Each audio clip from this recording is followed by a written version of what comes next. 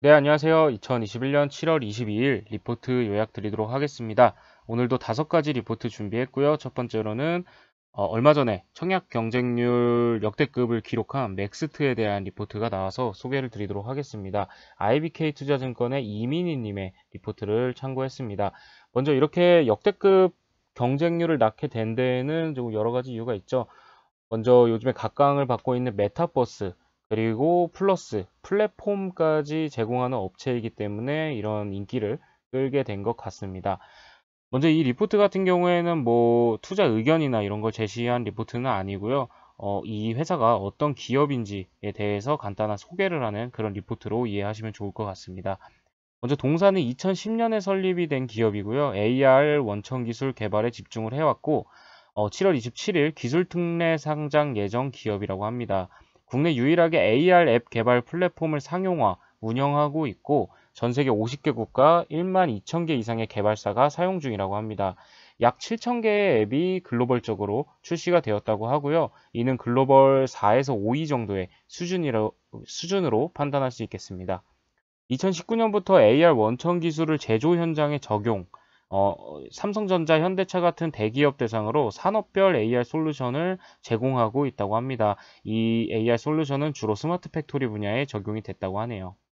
동사 메타버스 핵심 기술은 AR과 AI를 융합한 VPS. 여기서 VPS라고 하면은 실내 외 공간에서 3차원 공간 맵을 만들고 모바일 기기의 3차원 위치와 자세를 계산해주는 기술이라고 합니다. 그리고 공간 맵 구축 기술 등을 보유하고 있다고 합니다. 다수의 정부 메타버스 프로젝트에 참여 중이고 내년부터 AR 개발 플랫폼 매출의 본격 성장, 그리고 AR 솔루션 해외 진출을 계획하고 있다고 하네요. 공사는 향후 서비스 플랫폼으로 진화할 계획이고요. 가상 공간 임대, 메타버스 노출 광고, XR 공간 지도 구축 등과 같이 새로운 수익 모델을 추구하고 있다고 합니다. 네, 다음은 스튜디오 드래곤에 대한 리포트입니다. 키움증권의 이남수님의 리포트를 참고했습니다. 먼저 2분기 영업이익은 159억이 될 것으로 전망을 하고 있는데요. 2분기에는 드라마 멸망, 마인 등이 온기 반영되었지만 그 외 편성작품 수 감소, 그리고 전년에 더킹의 역기조 효과가 발생했기 때문에 매출액은 1018억, 그리고 영업이익은 아까 말씀드린 대로 159억 원으로 YY-5.9%를 달성할 것으로 전망을 하고 있습니다. 이어서 간 떨어지는 동거, 그리고 넷플릭스의 마인, 나빌레라, 빈센조가 서비스되면서 꾸준한 OTT향 실적 흐름에 따른 결과로 판단이 된다고 하네요. 편성 작품 감소는 원가의 하락도 동반하기 때문에 영업이익 규모는 감소하였지만 영업이익률 훼손까지는 나타나지 않을 것으로 추정을 하고 있습니다. 네, 그리고 소제목으로 인터내셔널로 가는 길에 만난 콘텐츠 확장 시기라고 적어주셨는데요. 먼저 스카이댄스와 더 빅도어 프라이즈를 미국 드라마를 공동 제작하면서 애플 TV 플러스에 시리즈 공급할 것으로 보이고 있고요. 또 호텔 델루나 그리고 사랑의 불시착 같은 히트작을 리메이크 제작을 추가적으로 논의하고 있는 것으로 알려져 있다고 합니다. 인터내셔널 드라마는 국내 미니 시리즈 대비 회당 제작비 규모가 대폭 상향되는 장점이 있기 때문에 탑라인 성장에는 매우 유리한 프로젝트다라고 요약을 해주셨습니다. 다만 공동 제작을 감안하더라도 투입되는 자본과 인력 등에 대한 코스트 증가가 뒤따라오는 사실도 감안은 해야 하긴 한다라고 적어주셨네요. 네, 투자 의견은 바이 목표 주가는 14만 원을 그대로 유지해 주셨고요. 2분기 다소 주춤했던 편성은 16부작 기준 편성, 그리고 티빙향 제작 작품과 지리산 등 텐트폴을 감안했을 때 3분기부터 무난하게 정상화될 것으로 추정을 하고 있습니다. 폭발적 콘텐츠 확장에 대비하여서 선택과 집중의 효율적 판단이 중요한 현 시점은 캡티브 채널 그리고 OTT를 확보한 강점과 글로벌로 작품성을 인정받을 수 있는 창구인 넷플릭스향 작품 공급 안정성이 더욱 빛을 발할 것으로 보인다 라고 적어주셨네요.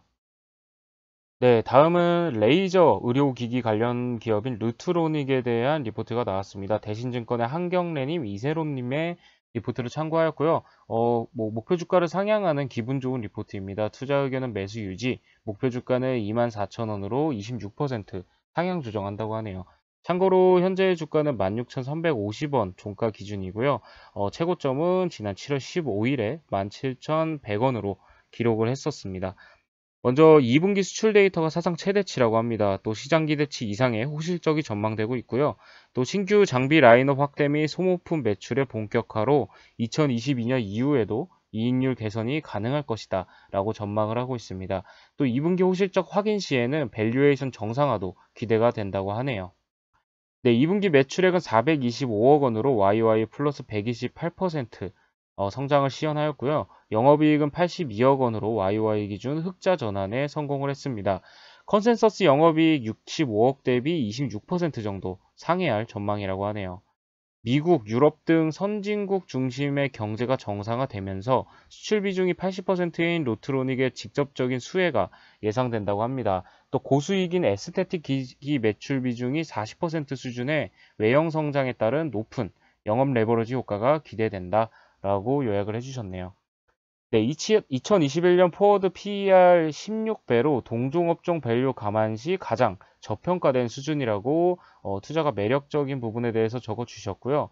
2021년에는 영업이익 282억 원으로 YOY 354% 성장을 전망을 하고 있습니다. 또 하반기 아큐핏, 유럽 시장 진출, 그리고 혈관 치료 장비 더마V 출시 계획 등 고수익 에스테틱 장비 비중 확대가 기대된다고 하네요. 네, 다음은 반도체 부품 관련 기업인 해성 DS에 대한 리포트고요. 유진투자증권의 박종선님의 NDR 후기에 대한 리포트입니다. 먼저 2분기 잠정 실적 같은 경우에는 매출액과 영업이익이 전년 동기 대비 각각 34%, 23%가 증가하면서 실적 성장을 지속한다고 합니다. 2분기 최고 매출 달성 이유는 역시 리드프레임 사업과 패키징 기판 사업 모두 각각 35.9%, 그리고 30% 증가했기 때문이라고 하고요. 특히 자동차 전장 부품 매출이 전년 동기 대비 51.7% 증가하면서 성장을 견인하였다고 합니다. 수익성이 개선된 요인은 급등한 원소재 가격인 구리의 빠른 판가 연동과 양호한 환율, 시장 환경 등이 반영되었기 때문이라고 하네요. 참고로 영업이익률은 2021년 1분기에 7.4%를 기록을 하였고요. 2021년 2분기에는 예상으로 11.4%가 기록될 예정이라고 하네요. 네, 친환경차 및 자율주행차의 반도체 탑재량 확대 등으로 인해서 차량용 반도체 수요가 급증할 것이라고 합니다. 리드프레임 캐펙스 투자를 지난해 349억 원에서 올해는 390억 원을 투자할 예정이라고 하고요. 디램 시장의 호황으로 주요 고객인 삼성전자 그리고 SK하이닉스의 설비 투자가 진행되고 있는 가운데 시장 성장 속도에 맞추어 패키징 기판 산업은 단계적이며 지속적인 투자를 통해서 수익성을 개선시킨다는 전략이라고 합니다. 네, 3분기 및 향후 실적 전망은요. 메모리 및 비메모리 전방 시장의 호조에 따라서 리드프레임 및 패키징 기판 모두 성장이 이루어지면서 내년 상반기까지는 양호한 실적을 보일 것으로 예상이 된다고 합니다. 네, 또 당사 추정 2021년 3분기 예상 실적은 매출액 1681억 원, 영업이익 187억 원으로 전년 동기 대비 각각 41%, 50% 증가할 것으로 전망을 하고 있습니다. 목표 주가는 55,000원을 유지하고요. 플러스 30%의 상승 여력을 보유하고 있어서 투자 의견은 바이를 유지한다고 합니다. 현재 주가는 2021년 예상 PER 기준 15.4배 수준으로 국내외 동종업체 그리고 주요 고객 평균 PER 19.8배에 대비해서 할인되어서 거래 중이라고 합니다. 현재 주가는 참고로 45,300원의 종가 기준을 기록하였고요. 오늘 최고점인 47,400원을 찍고 내려온 가격으로 보시면 될 것 같습니다. 네, 다음은 CS윈드에 대한 리포트입니다. SK증권의 박찬솔님의 리포트를 참고하였고요. 먼저 시장 산업 전반에 대해서 조금 설명을 해주셨습니다. 먼저 이유는 6월 28일 유럽 기후법을 법으로 채택을 했고요. 2030년까지 온실가스 순배출량을 1990년 대비 최소 55%를 감축하고 2050년까지는 탄소 중립을 달성하겠다는 목표를 처음으로 법제화한 바 있습니다. 탄소 배출량 감축 타임라인에 대해서 유럽, 서부, 북부, 그리고 동부 국가들의 의견 차이가 있어 보이긴 하지만 기존보다 더 빠른 탄소 배출 감축으로 의견이 모아질 것으로 보인다고 하네요.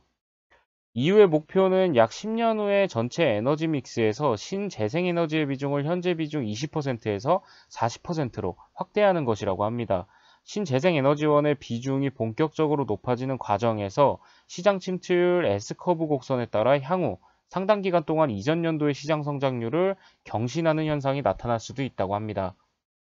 유럽 풍력 시장만 놓고 보면 이후에 새로운 목표치 발표로 2030년까지 누적 450기가와트의 풍력 설비가 설치될 것으로 보고 있고요. 현재 유럽 연간 신규 설치량은 15기가와트 수준이고 앞으로 점진적으로 신규 설치량이 늘어나면서 2022년부터 2030년까지 연평균 신규 설치 규모가 25에서 30기가와트가 될 전망이라고 합니다. 보수적으로만 봐도 연간 1.2조 원에서 1.8조 원 규모의 신규 시장이라고 하고요. 2017년에서 2020년 매출 비중에서도 확인이 가능한 것처럼 유럽 시장에서 유럽 풍력타워 시장 강자인 CS윈드의 활약이 예상된다고 합니다. 네, 좀 더 자세히 살펴보면요. 글로벌 1위사로서 CS윈드의 글로벌 친환경 정책적 수혜가 분명하다고 합니다. 최근 터키 법인의 설비 증서를 발표했었는데 매출액 기준 캐파가 기존 500억 원에서 2021년 하반기에 2배 이상으로 확대된다고 합니다. 터키를 통해 확대되는 물량은 유럽, 미국 시장에 대응할 것으로 보이고 있고요. 2022년에는 베스타스 타워스의 실적이 연간으로 반영되면서 베스타스 외에도 고객사에도 납품을 통해서 4천에서 5천억 원의 매출액이 추가되는 것을 예상해 볼 수 있다고 합니다. 현재로서는 연간 매출액 3천억 원의 캐파를 보유한 미국 중부 육상 플랜트에 대한 내용만 구체화가 돼 있지만 하반기 유럽과 미국 동부에 위치한 해상타워 그리고 모노파일 하부 구조물 생산기지를 확보하게 되면 캐파 확대와 더불어 이를 통한 밸류에이션 매력이 더욱 높아질 것으로 판단이 된다고 합니다. 현재 주가는 참고로 87,200원 수준이고요. 현재는 계속해서 지지부진한 흐름을 유지하고 있는 것이 특징이라고 볼 수 있겠습니다. 네, 오늘 준비한 리포트도 여기까지고요. 내일도 좋은 리포트로 인사드릴 수 있도록 하겠습니다. 감사합니다.